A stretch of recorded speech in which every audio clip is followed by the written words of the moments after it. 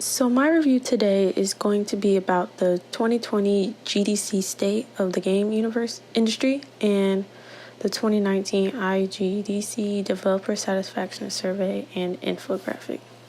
So the first question is, what information confirmed what you already thought about the game industry?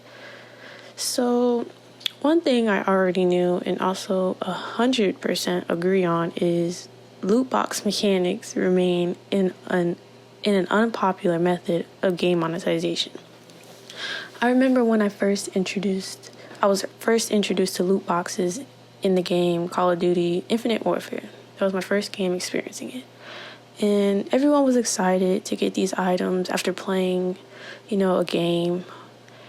But then, as the next few Call of Duties came out, and also other games as well, we went on and we can see now that you can pay to get these loot boxes instead of actually playing the game and earning those collectibles or rare items, things like that. And sometimes when you actually spend your money on these loot boxes, you are pretty much gambling with your money. You could pay up to $100 and more, and you can actually get nothing that is rare and collectible in the game. And you pretty much have to be lucky to even earn anything that's rare or collectible. So I actually prefer to play the game and earn these collectibles and actually enjoy playing the game.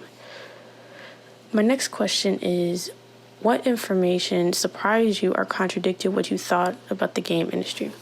So already when opening up the article, I saw something that surprised me very much, contradicted what I thought about the game industry, and it was the game industry professionals and seeing the platforms they targeted for their past, present, and future game projects. And to my surprise, it was the top two were PC and mobile games. I mean, I already knew that PC games is pretty huge and almost everybody plays PC games. And I expected it to be like maybe in the top three, but I didn't expect mobile games to be up there. I probably would have thought that Xbox or PlayStation would have been in the top two, but it's actually lower. Something else that also surprised me was most people who are in the game development industry have spent less than a decade actually making games.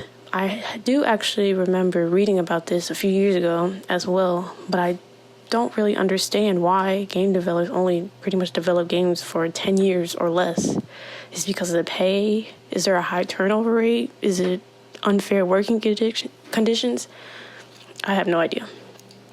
So my last question is, after reading these reports, are you more interested or less interested in pursuing games professionally after school?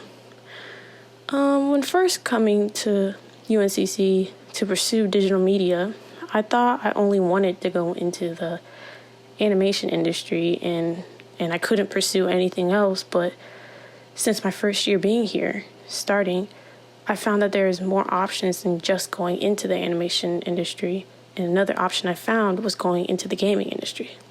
It makes sense for me to go into the gaming industry considering how much I love games and how I found to enjoy doing these projects in Game Maker Studio. But after reading this article and seeing the different things that go into the industry, I still do want to pursue the gaming industry, but I do know what comes with it. The long hours or crunch, as I've heard,